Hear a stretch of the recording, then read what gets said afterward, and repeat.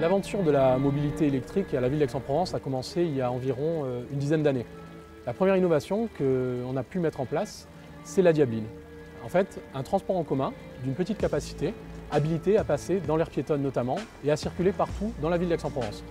Ensuite, cette politique d'électromobilité a trouvé son point de développement avec une volonté forte qui a été la mise en place d'une politique générale de stationnement électrique avec l'avènement du stationnement gratuit des véhicules électriques sur la voirie à Aix-en-Provence, mais aussi des places réservées dans les parkings en structure de la ville, à savoir les structures gérées par la Société d'économie mixte de la ville, la CEMEPA, qui permet d'offrir des places de stationnement réservées à l'entrée des parkings, les meilleures places, qui sont après capables de délivrer de l'électricité gratuitement aux véhicules stationnés.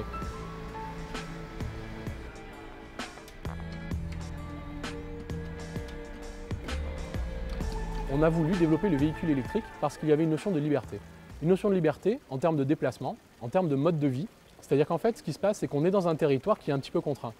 Un prix de l'immobilier important dans un centre-ville assez restreint, avec beaucoup de déplacements pendulaires et énormément de personnes pour lesquelles le transport en commun n'est pas forcément une alternative à 100%. On a voulu imaginer une politique qui permette de remplacer peut-être un véhicule par ménage par un véhicule électrique. D'où un chèque pour permettre l'achat de véhicules électriques. Moi je trouve ça très agréable à conduire, voilà, déjà. Pas de stress au volant, il n'y a pas de vibration. Quand on a une deuxième voiture où on se déplace que faire des petits déplacements en ville, 150 km d'autonomie ça suffit largement. Et puis c'est vrai que c'est en ville, s'il y avait tout le monde qui achetait des voitures électriques, ça serait vraiment agréable.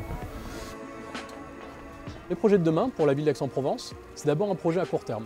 Le développement de la livraison dernier kilomètre avec une plateforme qui va permettre de dégrouper les camions qui arrivent en ville. Ensuite, l'avenir moyen terme, sur lequel Aix est pilote, c'est le développement d'un certain nombre de dispositifs de recharge électrique.